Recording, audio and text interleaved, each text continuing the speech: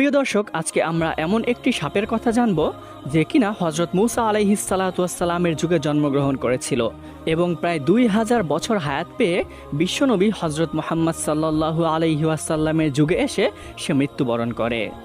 অনেক যুগ আগের কথা, মিশরের প্রাচীন ভূমিতে নবী মূসা আলাইহিসসালাম মহান আল্লাহ রব্বুল আলামিনের বাণী পৌঁছে দিচ্ছিলেন তার কওমের মাঝে। সেখানকার জঙ্গলের ছোট্ট একটি টিলার পাশেই বসবাস করত এক অদ্ভুত ধরনের সাপ। সাপটি দেখতে অন্যান্য সাধারণ সাপের মতোই ছিল, কিন্তু তার ভিতরে অদ্ভুত এক চেতনা কাজ করত। লোককথায় প্রচলিত ছিল তার একটি ভুলের কারণে মহান আল্লাহ রব্বুল আলামিন তাকে সাপের রূপে রূপান্তর করে দেয়।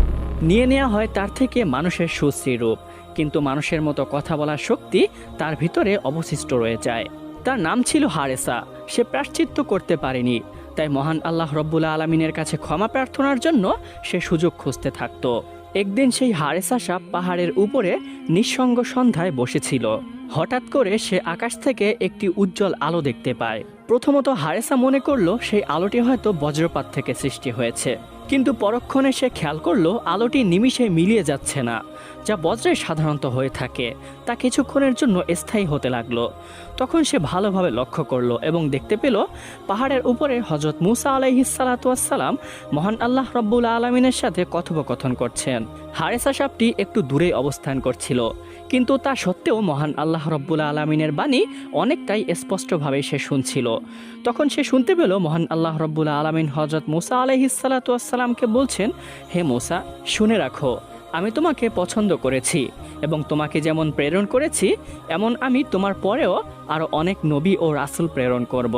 কিন্তু শেষ যুগে আমি একজন নবী প্রেরণ করব, যার নাম হবে আহমদ। তখন মূসা আলাইহিসসালাম মহান আল্লাহ রব্বুল আলামিনকে জিজ্ঞাসা করলেন, ইয়া রব্বুল আলামিন, আপনার নবী এবং তার উম্মতরা কেমন হবে? তখন মহান আল্লাহ রব্বুল আলামিন বললেন, সে হবে দয়া ও করুণার উৎস। সে কেবল মানুষের জন্য নয়, বরঞ্চ জিনজাতি এবং সমস্ত সৃষ্টিগুলোর জন্য সে হবে রহমত স্বরূপ। তার উম্মত আমল কম করবে, কিন্তু আমলের অপেক্ষায় তারা সওয়াব বেশি প্রাপ্তি হবে। সে আমার শেষ বাণী পবিত্র কোরআনে কারিম নিয়ে আসবে। এবং মহান আল্লাহ রব্বুল আলামিন আরও বললেন, সেই নবীর প্রতি যে ঈমান আনবে তাকে আমি মুক্তি দিব। তাকে যে ভালোবাসবে সেই ব্যক্তিকে আমিও ভালোবাসবো। গোপনে গোপনে এই মহা সংলাপটি শুনে হারেসা সাপটির মনে একটি আশার আলো জেগে উঠল। সে মনে মনে ভাবতে লাগলো, যেই নবীকে মহান আল্লাহ রব্বুল আলামিন এতটা ভালোবাসেন, সেই নবীর মুখ দিয়ে যদি আমি ক্ষমা প্রার্থনা করে দোয়া চাইতে পারি, তাহলে অবশ্যই মহান আল্লাহ রব্বুল আলামিন আমাকে ক্ষমা করে দিতে পারেন। পরের দিন সকালবেলায় মূসা আলাইহিসসালাম মাঠের প্রান্ত পথ দিয়ে কোথাও একটি হেঁটে যাচ্ছিলেন। হঠাৎ করে তিনি পিছন থেকে একটি শব্দ শুনতে পেলেন, ইয়া রাসূলুল্লাহ, একটু দাঁড়ান, আপনার সাথে আমার কিছু কথা আছে। আওয়াজটি শোনা মাত্রই মূসা আলাইহিসসালাম দাঁড়িয়ে গেলেন এবং পিছন ফিরে তিনি তাকালেন। তিনি উপরে উপরে তাকাচ্ছিলেন, যার কারণে তিনি কাউকে দেখতে পেলেন না। আওয়াজের উৎস খুঁজে না পেয়ে নবী মূসা আলাইহিসসালাম পুনরায় হাঁটা শুরু করলেন। পিছন থেকে আবারও ডাক আসলো, ইয়া রাসূলুল্লাহ, হে মূসা আলাইহিসসালাম, আমি হারেসা বলছি, আমি একটি সাপ, আপনি পিছন ফিরে দয়া করে নিচের দিকে তাকান। অতঃপর মূসা আলাইহিসসালাম আবারও দাঁড়িয়ে গেলেন এবং পিছন দিকে ফিরে তিনি নিচের দিকে তাকালেন। তখন তিনি দেখতে পেলেন একটি সাপ তাকে ডাকছে। তখন সেই হারেসা সাপটি মৃদু আওয়াজে কম্পিত কণ্ঠে বলতে লাগলো, ইয়া রাসূলুল্লাহ, হে আল্লাহর নবী, আমি আপনার কাছে একটি অনুরোধ নিয়ে এসেছি। আমি শুনেছি শেষ যুগে একজন নবী আসবেন, তার নাম হবে আহমদ এবং সে দুনিয়ার শেষ নবী হবেন। হে মূসা, আল্লাহর নবী, আমি তার সান্নিধ্য অর্জন করতে চাই। আপনি দয়া করে মহান আল্লাহ রব্বুল আলামিনের কাছে আমার হায়াত দীর্ঘ করার জন্য একটু দোয়া করুন। আমি যেন সেই নবীর যুগ পর্যন্ত বেঁচে থাকি এবং তার সান্নিধ্য অর্জন করতে পারি। তখন মূসা আলাইহিসসালাম সাপটির কাকতি শুনে মহান আল্লাহ রব্বুল আলামিনের কাছে প্রার্থনা করলেন এবং দোয়াটি কবুল করিয়ে নিলেন এবং সাপটিকে বললেন, হে হারেসা, তুমি অমুক জঙ্গলে যাও এবং সেই নবীর যুগ পর্যন্ত তুমি সেখানে অবস্থান করবে। তুমি আজকে রাতে ঘুমিয়ে পড়বে। আল্লাহর রহমতে তুমি তার যুগ পর্যন্ত বেঁচে থাকবে এবং ঘুমন্ত অবস্থাতেই থাকবে। মনে রাখবে, যেই যুগে তোমার ঘুম ভাঙবে সেই যুগই হবে শেষ নবী, অর্থাৎ নবী আহমদের যুগ। তখন সেই হারেসা সাপটি মূসা নবীর কথা মতোই সেই জঙ্গলে গিয়ে গুহার ভিতরে একটি গর্তের মাঝে ঘুমিয়ে পড়ে। বছরের পর বছর কেটে যায়, যুগ বদলায়, রাজা বদলায়, কওমের চিন্তাধারা এবং তাদের রীতিনীতি বদলায়। কেটে যায় বছরের পর বছর। মুসা আলাইহিসসালামের যুগ চলে যায়, তারপরে অনেক নবী আসেন এবং তারাও চলে যান। অবশেষে পৃথিবী চলে যায় এক নতুন মোড়ে। যুগ আবৃত করে নেয় এক সোনালী চাদরকে। এক মহান রজনীতে জন্ম নেন বিশ্বনবী হজরত মুহাম্মদ সাল্লাল্লাহু আলাইহি ওয়াসাল্লাম। এরপরে বিশ্বনবী ধীরে ধীরে বড় হতে থাকেন। তার শৈশব কৈশোরকাল পেরিয়ে, তার যুবক বয়স পেরিয়ে তিনি নবুয়ত পান। ঠিক সেই সময় জঙ্গলের গভীরে থাকা সেই টিলার মধ্যে হারেসা নামক সেই ঘুমন্ত সাপটির ঘুম ভেঙে যায়। মনে হচ্ছিল কেউ যেন তাকে ডেকে তুলেছে। তার হৃদয় ভরে যায়, অন্তরে জেগে ওঠে এক অদ্ভুত অনুভূতি। তার প্রিয় নবী মুহাম্মদ সাল্লাল্লাহু আলাইহি ওয়াসাল্লাম দুনিয়াতে চলে এসেছে, কিন্তু সে জানে না প্রাণপ্রিয় সে রাসূল কোথায় থাকেন। শুধু এতটুকুই জানেন তিনি জন্ম নিবেন মক্কা নগরীতে। কিন্তু হারেসা সাপটি আর দেরি করল না, শুরু করলো দীর্ঘ এক যাত্রা। মরুভূমির উত্তপ্ত বালু পেরিয়ে পাহাড়ের ঢাল বেয়ে সে চলতে লাগলো। এভাবেই অবিরমত চলতে চলতে প্রায় 6 মাস পাড়ি দেওয়ার পরে তার কাঙ্ক্ষিত সেই আরবের মক্কা শহরে পৌঁছে যায়। ক্লান্ত, ক্ষীণ, হিমশীতল দেহ নিয়ে সে এক রাতে ঢুকে পড়ে মক্কার অলিগলিতে। সে শুধু জানতো নবীজি এখানে কোথাও রয়েছে, কিন্তু কোন স্থানে রয়েছে, কোন ঘরে রয়েছে তা হারেসা সাপটি জানতো না। ঘোর লাগা চাঁদের আলোয় সে খুঁজতে খুঁজতে পৌঁছে যায় আবু জাহেলের বাড়ির সামনে। অনাহারে সফর করতে করতে সাপটি অনেক ক্লান্ত হয়ে পড়ে, তাই আবু জাহেলের বাড়ির সামনে যখন পৌঁছায় সে আর চলতে পারে না। তখন সে বিশ্রামের সিদ্ধান্ত নেয় এবং সেখানেই ঘুমিয়ে পড়ে। পরের দিন সকালবেলা যখন আবু জাহেল ঘর থেকে বের হয়, তখন সে দেখতে পায় তার ঘরের সামনে একটি সাপ ঘুমিয়ে আছে। সে সাপটিকে দেখে প্রচণ্ড রেগে যায়। আবু জাহেল সাপটিকে আক্রমণাত্মক মনে করে সাপটিকে একটি লাঠি হাতে নিয়ে মারতে যায়। কিন্তু হঠাৎ করে ঘটে এক অদ্ভুত ঘটনা। হঠাৎ সাপটি কথা বলতে শুরু করে এবং বলতে থাকে, হে আল্লাহর বান্দা, আমার গায়ে কোনো আঘাত করো না। আমি এসেছি বিশ্বনবী হজরত মুহাম্মদ সাল্লাল্লাহু আলাইহি ওয়াসাল্লামের সাথে সাক্ষাৎ করতে। আমি মুসার যুগে জন্মগ্রহণ করেছি এবং তার দোয়া নিয়ে হায়াত পেয়ে আমি আজও বেঁচে আছি। আমি তার সাথে দেখা করে আমি এখান থেকে চলে যাব। আমি তোমার কোনো ক্ষতি করতে আসিনি, দয়া করে তুমি আমার কোনো ক্ষতি করো না। সাপটি কথা বলছে দেখে আবু জাহেল আশ্চর্য হয়ে যায়, কিন্তু মোহাম্মদের নাম শুনে সে রাগান্বিত হয়ে যায় এবং তেলে বেগুনে অগ্নিশর্মা হয়ে ওঠে। চিৎকার দিয়ে তার স্ত্রীকে ডেকে বলে, ওহে মুজালিদা, কোথায় তুমি? দেখো, মোহাম্মদ আমাকে মারার জন্য একটি সাপ পাঠিয়েছে। এটি একটি জাদুকরী সাপ যে মানুষের মতো কথাও বলতে পারে। তার স্ত্রী ঘর থেকে বের হয়ে দেখলো আসলে আবু জাহেল ঠিকই বলছে, সাপটি কথা বলতে পারে এবং সে মুখে মোহাম্মদ নবীর নাম নিচ্ছে। মুজালিদা একজন সৎ নারী ছিলেন। সে ইসলামের প্রতি পৃষ্ঠপোষণ না করলেও ইসলামের প্রতি যথাযথ শ্রদ্ধা রাখতেন, কিন্তু আবু জাহেলের জন্য সে মুখ দিয়ে কখনো শ্রদ্ধা প্রকাশ করতে পারতেন না। সে সাপটিকে মারতে নিষেধ করে, কিন্তু আবু জাহেল তার কোনো কথা না শুনে ক্ষিপ্ত হয়ে ওঠে এবং ক্ষিপ্ত কণ্ঠে বলতে থাকে, ওহে জাদুকরী সাপ, তোকে নিশ্চয়ই মোহাম্মদ পাঠিয়েছে আমাকে মারার জন্য। তোকে আর আমার হাত থেকে কেউ রক্ষা করতে পারবে না। আজকে আমি তোকে মেরেই ছাড়বো। এই বলে সাপটির গায়ে আঘাত করতে থাকে। সাপটি চিৎকার করতে থাকে, কিন্তু নিষ্ঠুর আবু জাহেল তাকে আর মুক্তি দেয় না। কিন্তু সাপটি এত আঘাত সয়েও সে কোনো আক্রমণ করে না, সে ছোবল তোলে না, শুধু কাকতির স্বরে বলতে থাকে, হে আল্লাহর বান্দা, আমাকে ছেড়ে দাও, আমি তোমার কোনো ক্ষতি করব না। আমি শুধু মোহাম্মদের সাথে দেখা করে আমি চলে যাব। কিন্তু নিষ্ঠুর আবু জাহেল তার কোনো কথাই শোনে না। সাপটিকে মারতে মারতে আধমরা করে একটি খাঁচায় বন্দি করে রাখে। খাঁচায় বন্দি থাকা অবস্থায় সাপটি কান্না করতে থাকে এবং মহান আল্লাহ রব্বুল আলামিনের কাছে আর্তনাদ করতে থাকে, ইয়া রব্বুল আলামিন, আপনি আমাকে মৃত্যু দিন, আমার কোনো আফসোস নেই, কিন্তু মৃত্যুর আগে একবার হলেও আমি আপনার হাবিবের সাথে দেখা করতে চাই। রাতের বেলায় ঘরের ভিতরে প্রদীপ জ্বলছে নিবু নিবু করে। মুজালিদা কম্পিত কণ্ঠে আবু জাহেলকে বলতে লাগলো, হে আমর ইবনে হিশাম, আপনি এই সাপটিকে কি করতে চান? ও তো আপনার কোনো ক্ষতি করেনি, এত মেরেছেন তাও তো আপনাকে আক্রমণ করতে আসেনি, ওকে ছেড়ে দিলেও তো পারেন। মুজালিদার এই কথা শুনে আবু জাহেল রাগে অগ্নিশর্মা হয়ে গেল। তার গালে একটি চড় মারল এবং বলল, পাগল হয়ে গিয়েছো তুমি? ও মোহাম্মদের নাম নিয়েছে, নিশ্চয়ই মোহাম্মদ ওকে জাদু করে পাঠিয়েছে, তাই সাপ হয়েও ও কথা বলতে পারছে। ওকে আমি কখনোই ছেড়ে দিব না, আমি এর প্রতিশোধ অবশ্যই নিব। এভাবে বাকতর্ক করে তারা দুজনেই ঘুমিয়ে পড়ে।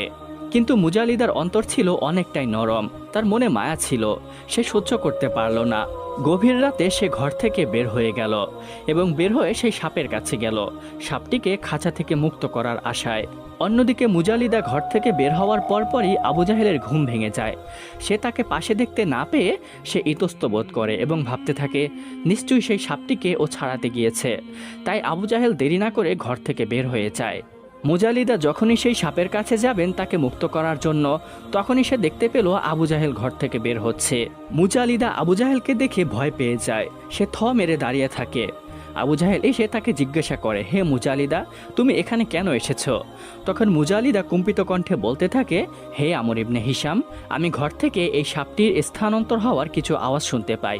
আমি ভেবেছি মোহাম্মদ এই সাপটিকে নিয়ে যাচ্ছে, তাই এটি দেখার জন্য আমি বাইরে এসেছি। মোহাম্মদের এত সাহস কীভাবে হয় যে আপনার হাত থেকে এই সাপটিকে নিয়ে যাবে? এভাবেই আট পাঁচ বুঝিয়ে আবু জাহেলকে মুজালিদা ঘরে পাঠিয়ে দিল এবং সেও ঘরে চলে গেল। এই কথা যদি আবু জাহেলকে না বলতো তাহলে হয়তো আবু জাহেল তাকে অত্যাচার করত।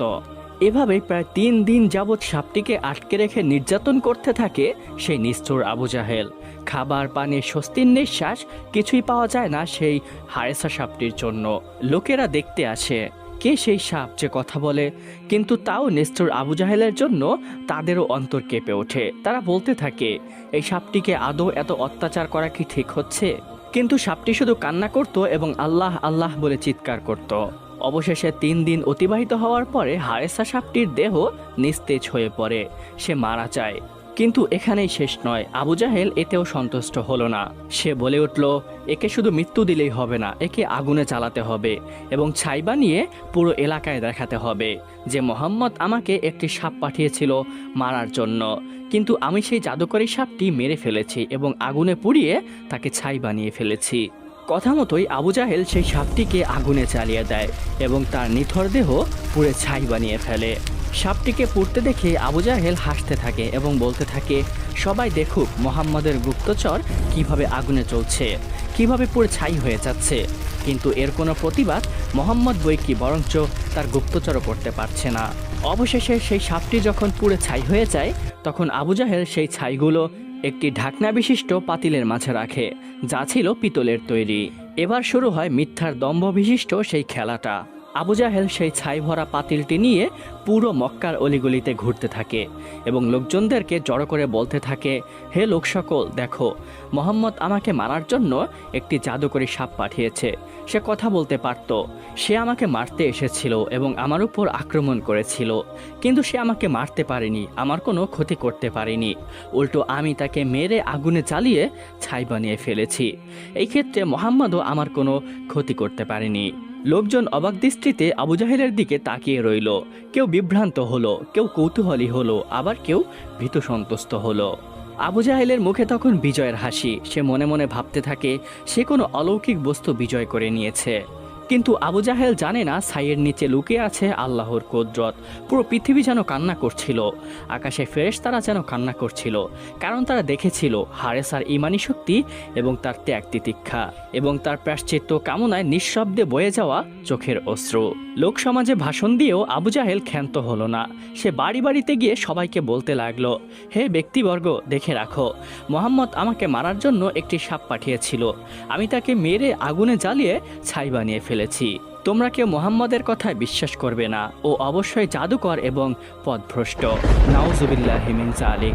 আবু জাহেল এরপরে আরও একটি বাড়িতে যায় এবং সেখানে গিয়ে তাদেরকেও সেই ছাইয়ের পাত্রটি দেখিয়ে এভাবেই বলতে থাকে। মক্কার কোনো অলিগলি আবু জাহেল ছাড়ল না, যাকেই সামনে পেল তাকেই সেই পাত্রটি দেখিয়ে এভাবেই উল্টোপাল্টা বলতে লাগলো। অবশেষে পৌঁছালো গণ্যমান্য একজন ব্যক্তির কাছে, যার বয়স একটু ভারী ছিল, একটু বৃদ্ধ টাইপের ছিল। তার সামনে গিয়েও আবু জাহেল আগের কথাগুলোই বলল, হে ব্যক্তি, শুনে রাখো, মোহাম্মদ আমার কাছে একটি জাদুকরী সাপ পাঠিয়েছিল। সাপটি কথা বলতে পারত এবং আমাকে ক্ষতি করতে চেয়েছিল, কিন্তু আমি তাকে তা সুযোগ দেইনি। তাকে আমি মেরে ফেলেছি এবং আগুনে জ্বালিয়ে ছাই করে ফেলেছি। এই পাত্রের ভিতরে সেই ছাই আছে। তোমরা দয়া করে মোহাম্মদের কোনো কথা শুনবে না। আবু জাহেলের কথা শুনে সেই লোকটি বলতে লাগলো, হে আমর ইবনে হিশাম, তোমার এই ক্ষেত্রে লজ্জা হওয়া উচিত। সাপটি কথা বলতে পারতো কি কিনা আমি জানি না, কিন্তু তুমি একটি অবলা প্রাণীর উপরে অত্যাচার করেছ, নৃশংসভাবে তাকে আগুনে পুড়িয়ে তুমি ছাই করে ফেলেছ, আবার এত বড় বড় কথা বলছো। অবশ্যই তোমার এই ক্ষেত্রে লজ্জা হওয়া উচিত। তুমি মুহাম্মদের কাছে যাও এবং তাকে গিয়ে জিজ্ঞেস করো সে আসলেই এই সাপটিকে তোমার কাছে পাঠিয়েছিল কিনা। আবু জাহেল তার কথায় উত্তর দিল, আচ্ছা ঠিক আছে, কালকে সকালেই আমি মুহাম্মদের সাথে দেখা করব। এরপরে আবু জাহেল নবী করিম সাল্লাল্লাহু আলাইহি ওয়াসাল্লামের কাছে যায়। তার আশেপাশে লোকেদের ভিড়, সবাই দেখতে চাচ্ছে এই সাপটির ব্যাপারে মুহাম্মদ কি করতে চায়। মুহাম্মদ কি বাস্তবেই আবু জাহেলের কাছে এই সাপটি পাঠিয়েছিল আবু জাহেল যেমনটি বলেছিল, নাকি এর থেকে কোনো ভিন্ন কিছু ছিল। আবু জাহেল সবার সামনে দাঁড়িয়ে আছে। আবু জাহেলের সামনে দাঁড়িয়ে আছে নবী করিম সাল্লাল্লাহু আলাইহি ওয়াসাল্লাম, তার পিছনে দাঁড়িয়ে আছেন কিছু সংখ্যক সাহাবী। আবু জাহেল তখন জিজ্ঞাসা করলো, হে মোহাম্মদ, বলো তো আমার হাতে কি রয়েছে। তখন নবী করিম সাল্লাল্লাহু আলাইহি ওয়াসাল্লাম বলছেন, হে আমর ইবনে হিশাম, আপনার হাতে তো একটি পিতলের পাত্র রয়েছে যা লাল কাপড় দিয়ে ঢাকা রয়েছে, কিন্তু এর ভিতরে কি আছে সেটা আমি জানি না। তখন আবু জাহেল হেসে দিল এবং বলতে লাগলো, হে লোক সকল, সবাই দেখো, মোহাম্মদ অনেক সময় ভবিষ্যৎবাণী করে, ভবিষ্যতে এটা হবে, ভবিষ্যতে ওটা হবে, কিন্তু তার চোখের সামনে থাকা পাত্রটির মাঝে কি রয়েছে সে এটাই বলতে পারে না। তাহলে সে কিসের নবী? আমি তাকে বিশ্বাস করি না। আবু জাহেলের কথার প্রত্যুত্তরে নবী করিম সাল্লাল্লাহু আলাইহি ওয়াসাল্লাম বলে উঠলেন, হে আমর ইবনে হিশাম, আমি কোনো ভবিষ্যৎ বক্তা নই বা আগামীকালের বিষয়ে আমি কোনো জ্ঞান রাখি না। আল্লাহর পক্ষ থেকে আমাকে যা জানানো হয় আমি সেটাই আপনাদের মাঝে ব্যক্ত করি। আমি তার থেকে কিছু কমাইও না, কিছু বাড়াইও না, এবং নিজের থেকে আমি কিছু বলিও না। তখন আবু জাহেল আরও অট্টহাসি দিতে লাগলো এবং বলল, হে মোহাম্মদ, তুমি আমাদের মৃত্যুর পরের কথা বলো। মৃত্যুর পরে আমাদের নাকি জাহান্নামে যেতে হবে, হাসর নাসর হবে। তাহলে এই পাত্রের ভিতরে কি আছে সেটি বলে দেখাও। তুমি যদি বলতে পারো তাহলে আমি ঈমান নিয়ে আসব। আবু জাহেলের এই কথার পরে নবী করিম সাল্লাল্লাহু আলাইহি ওয়াসাল্লাম কিছুক্ষণ মাথা নিচু করে রাখলেন। এরপরে তিনি মাথা উঁচু করলেন এবং আকাশের দিকে তাকালেন। তারপরে তিনি প্রার্থনা করতে লাগলেন এবং বলতে লাগলেন, ইয়া রাব্বুল আলামিন, আপনি যদি চান মৃত্যুকে জীবিত করতে পারেন, আপনি যদি চান জীবিতকে মৃত্যু দান করতে পারেন। আপনার হুকুম ছাড়া কিছুই সম্ভব না। গাছের একটি পাতাও আপনার অনুমতি ছাড়া নড়ে না। এই পিতলের পাত্রের ভিতরে কি আছে আমি সেটা জানি না। দয়া করে আপনি এর ভিতরের বস্তুটির প্রাণ ফিরিয়ে দেন, যেন এই নিজে সাক্ষ্য দিতে পারে আল্লাহ এক, তার কোনো শরিক নেই। নবীজির এই প্রার্থনা করার সাথে সাথে ভিতর থেকে সাপটি কথা বলে উঠল এবং বলল, লাব্বাইক ইয়া রাসূলুল্লাহ, আল্লাহ ছাড়া কোনো মাবুদ নেই, আল্লাহু আকবার। এই কথা বলার সাথে সাথেই আবু জাহেল ভয় পেয়ে যায় এবং সেই পাত্রটি হাত থেকে ফেলে দেয়। সঙ্গে সঙ্গে তার মুখ খুলে যায় এবং সাপটি বের হয়ে আসে। তখন সাপটি নবীজিকে দেখে কান্না করে ফেলে। তার চোখের কোণে অশ্রু চিকচিক করতে থাকে এবং বলতে থাকে, ইয়া রাসূলুল্লাহ, আমি সাক্ষ্য দিচ্ছি আপনি আল্লাহ তাআলার বান্দা এবং তার রসূল। আল্লাহ এক, তার কোনো শরিক নেই। অন্যদিকে আবু জাহেল চিৎকার করে ওঠে এবং বলতে থাকে, হে মোহাম্মদ, এটা নিশ্চয়ই তোমার জাদু। পাত্রের ভিতরে এই সাপটি ছাই অবস্থায় ছিল, আমি নিজের হাতে একে আগুনে পুড়িয়েছি। নিশ্চয়ই তুমি জাদু করে একে ফিরিয়ে এনেছো। অবশ্যই তুমি একটি প্রকাশ্য জাদুকর। আবু জাহেলের কথার প্রতিউত্তর সাপটি নিজেই দিল এবং বলল, হে আমর ইবনে হিশাম, শুনে রাখো, আল্লাহ রাব্বুল আলামিন নিজেই আমার প্রাণ ফিরিয়ে দিয়েছেন। এই ক্ষেত্রে মুহাম্মদ সাল্লাল্লাহু আলাইহি ওয়াসাল্লামের কোনো হাত নেই। তিনি শুধু দোয়া করেছেন, অবশ্যই তিনি জাদুকরী নন। আশেপাশের লোকেরা চিৎকার দিয়ে উঠল এবং বলল, আল্লাহু আকবার, এটা নিশ্চয়ই কোনো জাদু নয়, এটা আল্লাহ রাব্বুল আলামিনের প্রকাশ্য কুদরত। তখন নবী করিম সাল্লাল্লাহু আলাইহি ওয়াসাল্লাম সাপটিকে জিজ্ঞাসা করেন, হে সাপ, তোমার নাম কি? তুমি কোথা থেকে এসেছো? আমার কাছেই বা তুমি কেন এসেছো? তখন সাপটি এক এক করে সব কিছু খুলে বলল, ইয়া রাসূলুল্লাহ, আমার নাম হারেসা। আমি হযরত মুসা আলাইহিস সালাতু ওয়াস সালামের যুগে জন্ম নিয়েছি। ইয়া রাসূলুল্লাহ, আমার একান্ত আকাঙ্ক্ষা আমি আপনার সান্নিধ্য লাভ করব এবং আপনাকে দিয়ে আমার জন্য মাগফিরতের দোয়া করাবো। তাই আমি মুসা আলাইহিস সালাতু ওয়াস সালামের কাছে হায়াত দীর্ঘ করার জন্য দোয়া প্রার্থনা করি এবং সেই আল্লাহর কাছে দোয়া করলে আল্লাহ আমার হায়াত দীর্ঘ করে দেন। আমি তার যুগ থেকে আপনার যুগ পর্যন্ত ঘুমন্ত অবস্থায় ছিলাম, কিন্তু মক্কায় আমার জানা ছিল না আপনি কোথায় বসবাস করেন, যার জন্য মক্কায় এসে আমি অনেক ঘোরাফেরা করি। অবশেষে আমি ক্লান্ত হয়ে পড়ি এবং এই ব্যক্তির বাড়ির সামনে ঘুমিয়ে পড়ি। এই ব্যক্তি যখনই আমাকে দেখতে পায় সে আমাকে মারতে আসে, কিন্তু আমি তাকে নিষেধ করি, আমি তার কাছে ক্ষমা প্রার্থনা করি। কিন্তু সে যখনই আমার মুখে আপনার নামটি শুনতে পায় সে আমার উপর আক্রমণাত্মক হয়ে ওঠে, আমাকে অনেক আঘাত করে, অনেক অত্যাচার করে, আমাকে খাঁচায় পর্যন্ত বন্দি করে রাখে। আমি তাকে বারবার বলি আমাকে ছেড়ে দিতে, অনেক কাকুতি করি, কিন্তু সে আমাকে আর ছাড়ে না। অবশেষে আমাকে মেরে আগুনে জ্বালিয়ে পুড়ে ছাই বানিয়ে দেয়। ইয়া রাসূলুল্লাহ, আমি তখনও তার কোনো ক্ষতি করিনি, কিন্তু এখন যেহেতু দ্বিতীয়বার আমি সুযোগ পেয়েছি, এখন আর আমি সুযোগ হাতছাড়া করব না। এবার আমি আর তাকে ছাড়ব না, আমি তাকে শেষ করে দিব। এই বলে হারেসা সাপটি আবু জাহেলের দিকে তেড়ে যায় তাকে ছোবল মারার জন্য। আবু জাহেল ভয়ে দৌড়াতে থাকে, কিন্তু নবী করিম সাল্লাল্লাহু আলাইহি ওয়াসাল্লাম পিছন থেকে সাপটিকে ডেকে বললেন, হে হারেসা, তুমি তাকে ক্ষমা করে দাও, তার কোনো ক্ষতি করো না। মানছি তোমার উপর অবশ্যই জুলুম এবং অত্যাচার করা হয়েছে, কিন্তু মনে রাখবে তুমি যদি কাউকে মাফ করো, ক্ষমা করে দাও, তাহলে নিশ্চয়ই মহান আল্লাহ রব্বুল আলামিন তোমাকেও ক্ষমা করবেন এবং তার বিনিময়ে তোমাকে উত্তম প্রতিদান দিবেন। নবীজির ডাক শুনে হারেসা সাপটি আর আগালো না, নবীজির কথায় সাড়া দিল এবং আবু জাহেলকে সে ক্ষমা করে দিল। পরক্ষণে সে আরেকটি আবদার করে বলল, ইয়া রাসূলুল্লাহ, আপনার কাছে আমার আরেকটি আবদার রয়েছে, দয়া করে মহান আল্লাহ রব্বুল আলামিনের কাছে একটু দোয়া করুন, সে যেন আমাকে মানুষ বানিয়ে দেয়। আমিও মানুষের মতো ইবাদত করতে চাই এবং আশরাফুল মাকলুকাত হয়ে আমিও সাক্ষ্য দিতে চাই এবং আখেরাতে আপনার সাথে জান্নাতে থাকতে চাই। এটা বলার পরে নবী করিম সাল্লাল্লাহু আলাইহি ওয়াসাল্লাম আল্লাহর কাছে সেই হারেসা সাপটির জন্য দোয়া করলেন এবং সাথে সাথে সেই হারেসা সাপটি মানুষ হয়ে গেলেন। মানুষ হওয়ার পরে সে যতদিন বেঁচে ছিলেন ততদিনই নবী করিম সাল্লাল্লাহু আলাইহি ওয়াসাল্লামের খেদমতে ছিলেন। প্রিয় দর্শক, এই ছিল সেই হারেসা সাপের ঘটনা, যে মূসা আলাইহিসসালাতু ওয়াসসালামের যুগে জন্মগ্রহণ করেছিল এবং প্রায় 2000 বছর পর্যন্ত জীবিত থেকে নবী করিম সাল্লাল্লাহু আলাইহি ওয়াসাল্লামের যুগে মৃত্যুবরণ করেন। প্রিয় দর্শক, এই ঘটনাটি পবিত্র কুরআনে কারিমে বা কোনো সহিহ হাদিসের বর্ণনা সূত্রে পাওয়া যায় না, কিন্তু লোককথায় এবং কিছু গ্রহণযোগ্য ব্যক্তিবর্গের মুখে এই ঘটনাটি পাওয়া যায়। এই ঘটনাটি এক এক কিতাবে এক এক রকম করে উল্লেখ করা হয়েছে, আর এই ভিডিওতে ঘটনাটি নেওয়া হয়েছে খাসায়েসে আম্বিয়া নামক কিতাব থেকে।